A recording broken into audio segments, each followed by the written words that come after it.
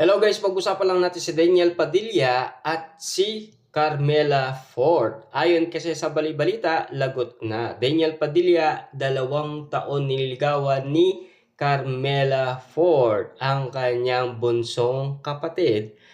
Ayon sa karagdagan bali-balita, pero more than sa nanay nila. Ramdam na mas intense si Daniel Padilla na talagang ayaw pumasok na mag-artista ang utol. Ang chika nga, inabot daw ng 2 taon si Carmela na nanligaw bago siya pinayagan ni DJ.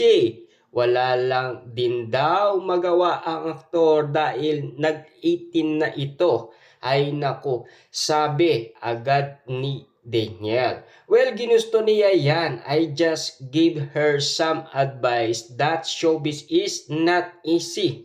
Showbiz life is not easy. Dapat pumasok ka ng buo ka na. Kilala mo sarili mo. Maraming magdidikta sa'yo kung sino ka. Yun lang, maswerte siya na nandito ako para alagaan ang kanyang back.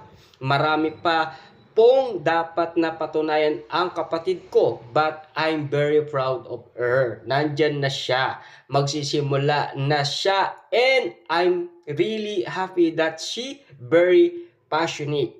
At dugtong din niya na may diin. I be very protective. Naniniwala kaming nakabawi na si Daniel in terms of his career. Sunod-sunod ang mga endorsement niya, kabilang na ang pagiging ambassador niya ngayon sa KFC. Importation Service, nanalo si Daniel sa Drama Award as Best Actor sa Incognito. When asked about this, I'm just doing my job, and when I do my job, I give my 100%. At ang una kong gustong pasalamatan mga fans kasi sila ang walang sawang bumoboto, sila ang naglagay sa akin sa posisyon na yun. Kaya buong puso akong nagpapasalamat sa kanila.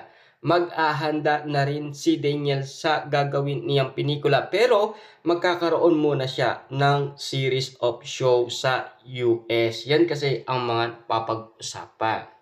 Dahil alam nyo naman siguro, matagal-tagal din daw nanligaw itong kapatid ni Daniel Padilla sa kanya. At siyempre, dahil 18 years old na daw siya, pinayagan na ni Daniel Padilla. Pero binigyan pa rin niya ng advice kasi iba yung showbiz kasi na talagang pag-uusapan ka at siyempre lalaitin ka ng iba't ibang mga tao. Siyempre nandiyan yung mga sausawerang kapitbahay, marites, mga netizens. Iba kasi yung mga paliwanag ni Daniel Padilla dahil nangyari na sa kanya, 'di ba? Galit na galit noon sa kanya ang iba't ibang mga tao nang dahil sa iwalayan Katniel.